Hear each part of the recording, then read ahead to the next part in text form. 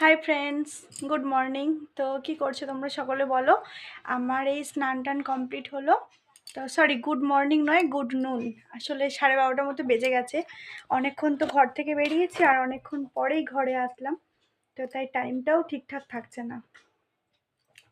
আর শীতের দিনে জানো তো বেলা কিভাবে চলে যাচ্ছে বুঝতেই পারছি না। তো রান্না বাড়া খাওয়া দাওয়া সব কিছু কমপ্লিট। আর এখন একটু রোদে বসবো, এইমাত্র স্নান টান করলাম। আর আমার ছেলের দুষ্টুমি দেখো, দাঁড়াও দেখাচ্ছি।